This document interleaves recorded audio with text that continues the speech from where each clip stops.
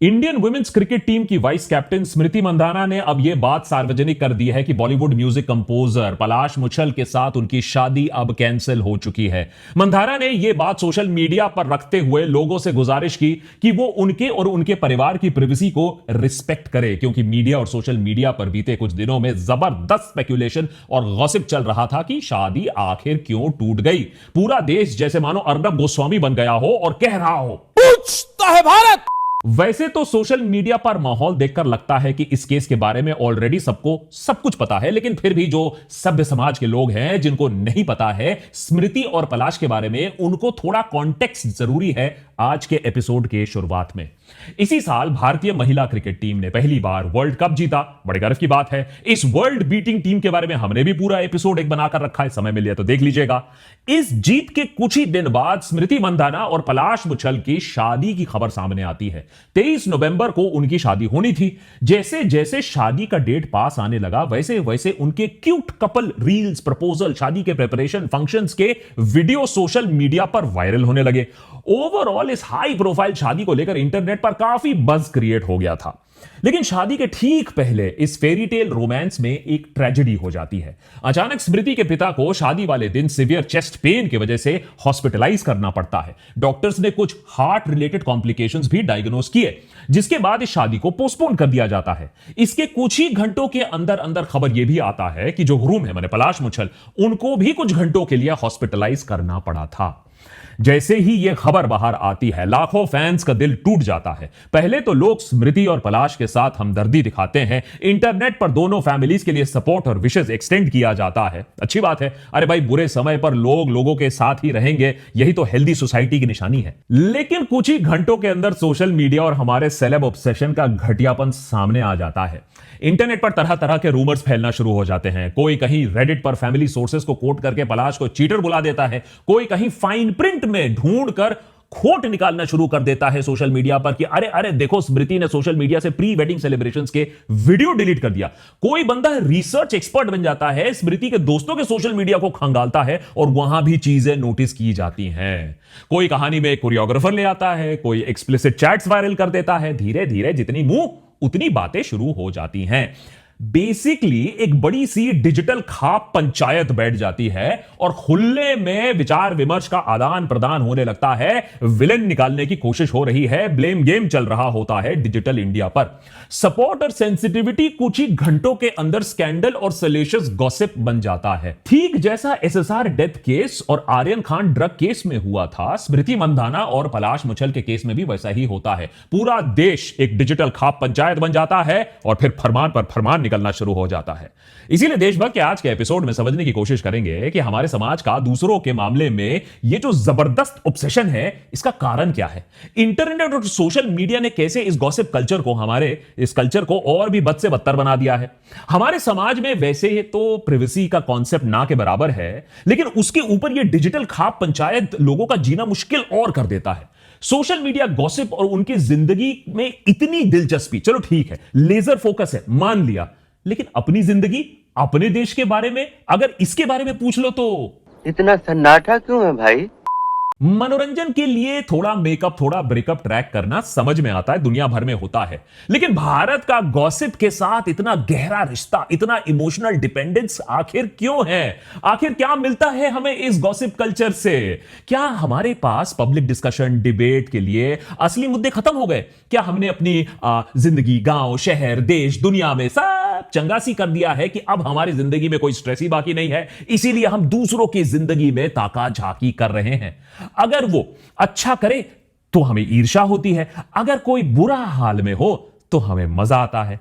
क्या जाने अनजाने में आप, में, हम सब इस डिजिटल खाप पंचायत का हिस्सा बन गए हैं? और अगर हां बन गए हैं तो इससे निकलना आपके लिए, मेरे लिए, देश के लिए क्यों अच्छा है, समझने की कोशिश करते हैं। स्मृति एंड पलाश की कहानी में वो सारे एलिमेंट्स थे जो इसे हमारे सोसाइटी के लिए एक perfect point of obsession and gossip material बना देता है। सबसे पहले है क्रिकेट, जिसके पीछे हम सारे दीवाने हैं, और अभी अभी वर्ल्ड कप जीतने के बाद लोगों के बीच में women's cricket and women's cricket players को लेकर इंटरेस्ट काफी तेजी से बढ़ी है। उसके ऊपर है बॉलीवुड। अगर क्रिकेट के सी से भी ज्यादा हमारे देश में कोई चीज पॉपुलर है तो वो है बॉलीवुड का बी। एक्टर्स और सिंगर्स के पीछे तो हम सदियों से पागल रहे हैं। करोड़ों लोग देश में सेलिब्रिटीज को ऐसे आइडलाइज करते हैं, ऑफ स्क्रीन लाइफ्स को क्लोजली फॉलो करते हैं। पलाश मुछल और उनकी बहन पलक मुछल दोनों ही बॉलीवुड प्लेबैक आर्टिस्ट्स हैं। भले ही सुपरस्टार्स फेम ना हो उनके पास, लेकिन सालों से इंडस्ट्री में काम करने की वजह से उनकी भी अपनी फैन फॉलोइंग है, अपनी पहचान है। इसीलिए जब स्मृति और पलाश की शादी की बात सामने आती है तो दोनों बॉलीवुड और क्रिकेट फैंस इसमें दिलचस्पी दिखाते हैं, और इसमें कोई नई बात नहीं है। मंसूर अली खान पटौदी और शर्मिला टैगोर के रिश्ते ने पहली बार ग्लैमर और फैनफेयर, ये दोनों दुनिया एक साथ इसको संजोया एक बड़े तरीके से, और वही सिलसिला फिर चलते आया है। विराट अनुष्का में भी आपको मिलेगा, केएल राहुल और अथिया शेट्टी में भी आपको यही मिलेगा। स्मृति और पलाश की स्टोरी में भी लोगों का इंटरेस्ट इसीलिए भी हुआ क्योंकि फैंस को लग रहा था कि ये next cute and ideal celebrity couple हैं। लेकिन जहां पहले ही ये इंटरेस्ट ऑर्गेनिक हुआ करता था, अब इस लोकप्रियता को मैन्युफैक्चर और हार्वेस्ट किया जाता है। इंस्टाग्राम और बाकी वीडियो प्लेटफॉर्म्स का इस्तेमाल करके शादी से पहले ही स्मृति और पलाश ने अपने सोशल मीडिया क्लाउड को बढ़ाना शुरू किया। पलाश का स्टेडियम के बीचों बीच प्रपोज करना in full fledged 4K camera glare, Smriti का अपने दोस्तों के साथ pre wedding dance routine practice करना, क्यूट कपल रील्स पोस्ट करना, ये सब आपको ऑर्गेनिक लगता होगा, नेचुरल लगता होगा, लेकिन बहुत ही डिटेल्ड और क्यूरेटेड ये सब सोशल मीडिया मैनेजमेंट चल रहा होता है। क्योंकि जब लोग इस फेरी टेल वेडिंग के दीवाने होंगे तो उसके बाद टॉप ब्रांड्स और पैसा अपने आप खिंचा चला आएगा। इंस्टाग्राम और सोशल मीडिया प्लेटफॉर्म्स के एल्गोरिथम ने भी इस कंटेंट को भर भर कर पुश किया। हर किसी के फीड में ये कपल दिखने लगे। कई लोगों ने इसे क्यूट लव स्टोरी खुद के लिए, अपने लिए फैंटेसाइज करने लगे। कुछ इमिटेशन रील्स भी बनना शुरू हो गई थी जिससे ये कपल और भी ज्यादा वायरल हो गए थे। तो इस Instagram friendly cricket Bollywood couple की स्टोरी में लाखों लोगों ने अपने आप को इन्वेस्ट करना शुरू कर दिया, इन्वॉल्व करना शुरू कर दिया। और जब इसके बाद जब ये कहानी अब्रप्टली खत्म हो जाती है, स्कैंडल की बू आने लगती है, तो वही लोग जो इसमें इन्वेस्टेड थे, कल तक फैंस थे, वही खतरनाक ट्रोल आर्मी में भी बदल जाते हैं और कोई कसर नहीं छोड़ते हैं स्मृति और पलाश को नीचा दिखाने के लिए, उन्हें नीचा घसीटने के लिए। उनकी दुर्दशा में कईयों ने अपनी जीत और खुशी पाई। शायद स्मृति ने भी नहीं सोचा होगा कि इंटरनेशनल पॉपुलैरिटी और जो इंटरनेट में जो लोकप्रियता है उसका दूसरा रूप कितना खतरनाक हो सकता है। अब गॉसिप और खुसफुसाने की फितरत वैसे तो कोई नई चीज नहीं है हमारे लिए। हजारों सालों से ह्यूमन बिहेवियर का एक हिस्सा है ये। ऑक्सफोर्ड यूनिवर्सिटी के एवोल्यूशनरी साइकोलॉजिस्ट रॉबिन डनबार ने गॉसिप के पीछे जो साइंस है उस पर 1996 में एक पूरी की पूरी किताब लिख डाली थी। उन्होंने अपनी किताब में लिखा कि कैसे प्राचीन काल में जब इंसान एक बड़े समूह में रहना सीख रहा था एज अ सोशल एनिमल, तब उसके लिए यह समझना बहुत जरूरी हो गया था कि कौन इंसान भरोसे लायक है, कौन धोखेबाज है, कौन डोमिनेंट है, कौन सा इंसान ग्रुप के लिए एक थ्रेट बन सकता है। अब उस समय ना सीसीटीवी होता था, ना पुलिस होता था, ना कोर्ट कचहरी होती थी और ना यूट्यूब चैनल होता था। इसीलिए सोशल इंफॉर्मेशन का एक जरिया था गॉसिप। इसी गॉसिप से एक सोशल ग्लू बनता था, माने एक मैकेनिज्म जिससे लोग एक दूसरे के बारे में क्रिटिकल इंफॉर्मेशन शेयर कर पाते थे और खबर रख पाते थे। आज हम इसे गॉसिप कहते हैं, लेकिन असल में यह एक सर्वाइवल इंटेलिजेंस का हिस्सा हुआ करता था। आपको याद होगा राजा महाराजाओं के जमाने में भी खबरियों की बहुत अहमियत हुआ करती थी। अरे सत्ता बदल जाती थी जो खबरी जो खबर लाता था, अच्छी या बुरी, उसके ऊपर। अगर साइंस की बात करें तो ब्रेन स्कैन्स ने भी यह बात साफ कर दी है कि आज के डेट में भी गॉसिप के जरिए हमें जो इंफॉर्मेशन मिलता है उससे हम खुश होते हैं, हमें अच्छा फील होता है, हमारे दिमाग में dopamine linked reward systems activate हो जाते हैं। इतनी खुशी मुझे। सेलिब्रिटी गॉसिप से भी हमारा दिमाग इसी तरीके से रिएक्ट करता है, क्योंकि हमारे दिमाग को लग रहा होता है उसे यूजफुल सोशल इंफॉर्मेशन मिल रहा है, चाहे वो इंफॉर्मेशन रियल लाइफ में काम आए या ना आए। और यहीं से हमारा गॉसिप कल्चर का क्राइसिस भी शुरू होता है, क्योंकि हमारा दिमाग का हार्डवेयर भले ही आज से 10,000 साल पहले के रेट पे चल रहा हो, लेकिन आज के डेट में इंसान तो बदल गया है, सोसाइटी तो बदल चुका है, तो वो हमारा हार्डवेयर अभी तक अडेप्ट नहीं किया है उसे। क्योंकि आज जो यूजफुल इंफॉर्मेशन सच में होता है, उसको प्राप्त करने के लिए हमारे पास बहुत सारे और सूत्र हैं। सुनी सुनाए बातों पर डिपेंड करने की जरूरत आज हमें नहीं है। आज हमारे पास वेरीफाइड न्यूज पब्लिकेशंस हैं, इतने सारे रिसर्च पेपर्स हैं, बुक्स हैं, credible reliable sources of news है, जहां से आपको आज की दुनिया के हिसाब से यूजफुल इंफॉर्मेशन मिल सकता है। इतना सब होने के बाद भी लेकिन हम सेलिब्रिटी गॉसिप के पीछे इतना क्यों भागते हैं? वर्ल्ड वाइड वेब होने के बावजूद व्हाट्सएप फैक्ट्स पर हम इतना यकीन क्यों करते हैं? इसका सबसे बड़ा कारण है कि हम इस ड्रामा में इंफॉर्मेशन नहीं ढूंढ रहे होते हैं, हम ढूंढ रहे होते हैं एंटरटेनमेंट। 1956 में डोनाल्ड हॉर्टन और रिचर्ड वॉल ने पैरासोशल इंटरैक्शन का कॉन्सेप्ट दुनिया के सामने रखा। पैरासोशल इंटरैक्शन यानी एक वन साइडेड इंटिमेसी, जहां ऑडियंस किसी परफॉर्मर, किसी टीवी एक्टर या सेलिब्रिटी को अपने लाइफ का हिस्सा महसूस करने लगता है, भले ही असल जिंदगी में कोई इंटरैक्शन, कोई जान पहचान ना हो।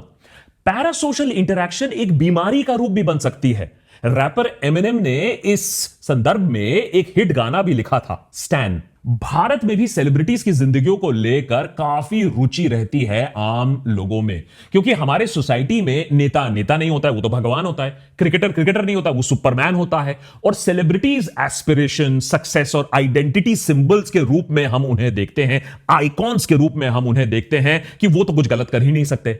इसीलिए जब किसी स्टार की शादी या ब्रेकअप या पर्सनल क्राइसिस होता है, तो हम उनकी इमोशनल लाइफ का हिस्सा अपने आप को महसूस करने लगते हैं।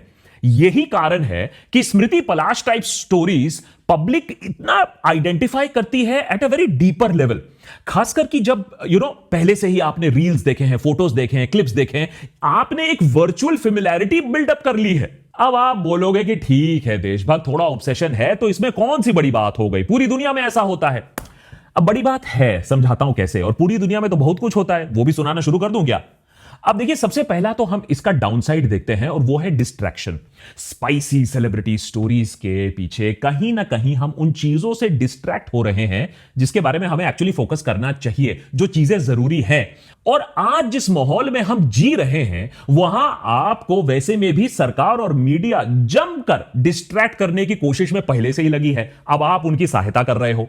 आपको याद होगा 2020 कोविड लॉकडाउन के बीच में सुशांत सिंह राजपूत की दुखद मृत्यु की खबर आती है, और कुछ ही घंटों के अंदर मीडिया ने इसे देश का सबसे बड़ा तमाशा बना दिया।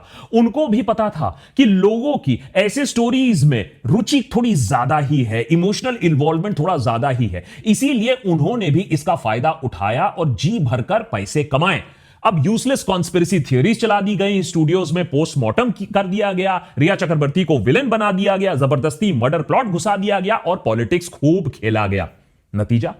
नतीजा यह हुआ कि कोविड जैसे क्रिटिकल समय पर 4 महीने तक जनता डिस्ट्रैक्टेड रही। हम इस ड्रामा के बीच में यह भूल गए कि हमारे पास पर्याप्त ऑक्सीजन सिलेंडर्स नहीं है, हमारे हॉस्पिटल्स आने वाले कोविड के सेकेंड वेव के लिए तैयार नहीं है, लाखों लोगों के पास नौकरियां नहीं है, जो मजदूर 1000 किलोमीटर पैदल चल रहे थे, उनका क्या हुआ किसी को पता नहीं चला। मैसिव लेऑफ्स हो रहे थे, लोगों का सालों का धंधा एक झटके में चौपट हो रहा था। किसी के पास सरकारी मदद पहुंच रही है, नहीं पहुंच रही है, क्या पहुंच रही है, इस पर किसी ने ध्यान नहीं दिया, इस पर सवाल नहीं किया गया। उल्टा ये सब छोटी मोटी फालतू बातें, कोरोना शोरोना छोड़कर मीडिया के बहकावे में आकर इंटरनेट पर लोग एसएसआर को जस्टिस दिलाने के कैंपेन चलाने में बिजी हो गए। महीनों तक जस्टिस फॉर एसएसआर ट्रेंड करने लगा, जिसका फाइनली कुछ हुआ नहीं, बाबा जी का ठुल्लू मिला सबको। सालों से इन्वेस्टिगेशन चलने के बाद क्या हुआ? आज के डेट पर भी सीबीआई बिल्कुल चुप। लेकिन जब हमने उस समय देशभक्त पर इसको कहने की कोशिश की कि आप लोगों को कैसे बहकाया जा रहा है, तो खूब ढेर कर भर कर हमें गालियां मिली। फिर जब सेकेंड वेव के बाद हाहाकार मचा, तो जल्द ही आर्यन खान की फर्जी ड्रग कंट्रोवर्सी हमारे सामने आ जाती है। फिर से मीडिया ने स्टोरी को 2-3 महीने तक चलाए रखा, जीवित रखा, जूसी कंस्पिरेसी थियरीज फैलाए गए, और आपके असली मुद्दों को फिर से एक बार दबा दिया गया। ड्रग दो, मुझे ड्रग दो। रिपब्लिक भारत इस वक्त दीपिका की गाड़ी के बगल में गाड़ी है। क्या दीपिका अब ड्रग्स लेती है? दीपिका पादुकोण, बताइए। खैर, डिस्ट्रैक्शन के अलावा इस गॉसिप कल्चर का दूसरा बड़ा डाउनसाइड है, वो है प्रिवेसी। अब हर किसी की तरह सेलिब्रिटीज की जिंदगी में भी दो एस्पेक्ट्स होते हैं, एक वो जो दुनिया के सामने दिखाना चाहते हैं, दूसरा जो कि वो थोड़ा प्राइवेट रखना चाहते हैं। लेकिन हमारे देश में ना आम लोगों की प्रिवेसी की किसी को पड़ी है और ना ही सेलिब्रिटीज की। हमारे सोसाइटी में आपको कितने मिल जाएंगे जिन्हें दूसरों के बेडरूम में ताका झाकी करने से फुर्सत ही नहीं है। पड़ोसी के बच्चे किसके साथ घूम रहे हैं, किसके साथ शादी करने वाले हैं, नहीं करने वाले हैं, क्यों नहीं करने वाले हैं, इन चीजों पर आपको अंकल आंटी मिल जाएंगे। अब ऐसे केस में रिस्पेक्ट फॉर प्रिवेसी की उम्मीद आप किससे कर सकते हो? इसीलिए जब सेलिब्रिटीज अपने लाइफ का कुछ भी शेयर करना शुरू करते हैं तो फिर हमें लगता है कि अब तो हमें हर डिटेल जानना चाहिए। अब चाहे वो डिटेल्स वो साझा करना चाहें, पब्लिक करना चाहें या नहीं, इसमें हमें कोई फर्क नहीं पड़ता है। फॉर इंस्टेंस, स्मृति मंदाना के केस में हमें यह दिखने को मिला, कपल ने क्या किया, फोटोज और रील्स डालकर अपने फैंस और फॉलोअर्स के साथ अपनी खुशियां बांटी। लेकिन फैंस और फॉलोअर्स को लगा कि अरे हमें शादी में आमंत्रित किया गया है, अब हम शादी में पहुंच चुके हैं, अब शादी नहीं हो रहा है तो भाई हमारा जन्मसिद्ध अधिकार है, हमें जानना है शादी क्यों टूटी, we want to know. Celebs ये बात अब देर से समझ रहे हैं कि इस इंटरनेट पॉपुलैरिटी का भी एक दूसरा पहलू होता है। जनता तो जानना चाहती है, अगर इंफॉर्मेशन नहीं मिला तो झूठ भी तेजी से फैलेगा। अपने ऊपर लगाए आरोपों को सुनकर पलाश अब धमकी देने की कोशिश कर रहे हैं कि मैं हजारों यूट्यूबर्स, इंस्टाग्रामर्स, उन पर केस कर दूंगा, डेफर्मेशन कर दूंगा, उनके रेप्यूटेशन को डैमेज कर दिया गया है। लेकिन गौर करने वाली बात है कि इन रूमर्स को बाय द वे गलत बताया नहीं गया है, क्लैरिफिकेशन नहीं दिया गया है, सिर्फ नेगेटिव बोला गया है। पलाश स्मृति के बीच में जो कुछ भी हुआ हो, शादी जिस रीजन से टूटी हुई हो, हमारा रोल तो लिमिटेड होना चाहिए था ना। इंटरनेट पर पंचायत क्यों बैठाकर रख दिया हमने? कहां से हम ये कोई सोर्स बेस्ड सबूत पेश कर रहे हैं? कोई एक पार्टी को डिफेंड कर रहा है, कोई दूसरी पार्टी को डिफेंड कर रहा है, हर कोई बस कहानी पूरा करना चाहता है, कोई क्लोजर ढूंढ रहा है। अरे भैया, इतना इंटेंस फोकस अगर सरकार के कामकाज, आज हमारे देश में क्या चीजें चल रही हैं, सरकार के जुमलों को एक्सपोज करने पर अगर हमने इतना फोकस लगा दिया होता तो आज सिंगापुर को भी हम बीट कर चुके होते। इंटरनेट एज की यह सबसे बड़ी दिक्कत है। अगर किसी बात को मेन स्ट्रीम मीडिया हाउस 2 का 10 बना देता है तो इंटरनेट उसे 2 का 200 बना देती है। पहले इंफॉर्मेशन या एग्जैजरेशन का एक लिमिटेड डिस्ट्रीब्यूशन नेटवर्क हुआ करता था, एक टीवी चैनल, एक न्यूज़पेपर, एक गॉसिप कॉलम। आज हर किसी इंसान के पास फोन है और वो अपने आप मिनी न्यूज रूम लेकर घूम रहा होता है। हर किसी के पास अपना ओपिनियन है, अपना इंटरप्रिटेशन है, अपना सो कॉल्ड सोर्स है। कोई व्हाट्सएप फॉरवर्ड को ही ब्रेकिंग न्यूज बना देता है, कोई इंस्टाग्राम रील को एविडेंस समझ लेता है। वही मैं बता रही हूँ कि ये भी 99 साल की लीज पर ले पाए थे आप। अगर आप में इतनी कुब्बत थी तो पूरी आजादी लेते ना। Strong evidence all indicating that Sushant was murdered. Shame the Bollywood druggies. ठीक जैसे ट्रेडिशनल खाप पंचायत एक दो अफवाह, एक दो स्टेटमेंट्स के आधार पर पूरा समाज बैठकर जजमेंट पास करने लगता है, वैसे ही आज के डेट में एक डिजिटल खाप पूरा देश बन रहा है। डिजिटल प्लेटफॉर्म्स पर मिलकर इंस्टेंट कंक्लूजन पर हम पहुंच जाते हैं, अपना फरमान सुनाना शुरू कर देते हैं, गिल्टी इनोसेंट। देखिए, किसका ब्रेकअप हो गया, किसी का कमेंट वायरल हो गया, किसी सेलिब्रिटी ने किसी को अनफॉलो कर दिया, पूरा डिजिटल गांव एकदम से एक्टिवेट हो जाता है। कौन गलत है, कौन विलन है, देखिए गौर से। और ये जजमेंट फैक्ट्स पर आधारित नहीं होता है, परसेप्शन, अपने बायसेस के ऊपर ही ये सारे फैसले किए जाते हैं। डिजिटल खाप का सबसे बड़ा नुकसान यह है कि यह कॉन्टेक्स्ट को पूरा खत्म कर देता है। एक 5 सेकंड का क्लिप, एक क्रॉप्ड स्क्रीनशॉट, एक हाफ बेक रूमर, और अब तो एआई भी हमारे ऊपर आकर बैठ गया है और बस हो गया जनता का फैसला। एल्गोरिथम भी इस बिहेवियर को रिवॉर्ड करता है, क्योंकि जितना आउटरेज हो, जितना स्कैंडल हो, सैलिशियस डिटेल हो, स्पेक्यूलेशन हो, उतना ज्यादा क्लिक, उतना ज्यादा वायरलिटी। हम और आप भी इसी खाप का हिस्सा बन गए हैं, क्योंकि हमारे लिए हमारी असल जिंदगी का जो स्ट्रेस है उससे राहत पाने का अब ये एक जरिया बन गया है। हमारी अपनी जिंदगी में तो लाख क्राइसिस हैं, तो इंटरनेट पर ये फजूल की गॉसिप जो है, यही हमारी सारी चिंताओं को भुलाने के लिए एक ड्रग की तरह काम करता है। रैंडम लोगों से हम वैलिडेशन एक्सपेक्ट करते हैं या कुछ लोगों की बर्बादी का हम जश्न मना रहे हैं। और सबसे डेंजरस बात बताऊं, डिजिटल खाप का कोई अकाउंटेबिलिटी नहीं होता। आज अगर हमने कुछ कह भी दिया, कोई कल रूमर गलत भी साबित हो गया, तो कोई माफीनामा तो नहीं आएगा, कोई करेक्शन तो इशू नहीं होगा। स्कैंडल नेक्स्ट वाले पे चले जाएंगे, वायरल इशू नेक्स्ट वाला पर बन जाएगा। इसीलिए देशभक्त पर इतना लंबा एपिसोड बनाने का और इतना कॉम्प्लेक्स मुद्दा डिस्कस करने का एक ही एजेंडा है, आप कम से कम इस डिजिटल खाप के मेंबर मत बन जाओ। इंटरनेट पर जो भी कंज्यूम कर रहे हो, देखो कि आपको वैल्यू क्या मिल रहा है, आपकी जिंदगी कैसे बेटर हो रही है। अगर एंटरटेनमेंट भी मिल रहा है तो वो एंटरटेनमेंट होने दो, ये वॉयरिज्म मत होने दो। कम से कम आप किसी और की जिंदगी पे ऑब्सेस तो नहीं हो रहे हो, क्योंकि होगा अल्टीमेटली ये कि कुछ लोग ये फॉर्मूला समझ चुके हैं। आप ऑब्सेस हो गए और वो बड़ी बड़ी गाड़ियां खरीदेंगे और पैसा छापेंगे, आप रास्ते पर सड़क छाप ही रह जाओगे। अरे एलविश भाई के आगे कोई बोल सकता है क्या?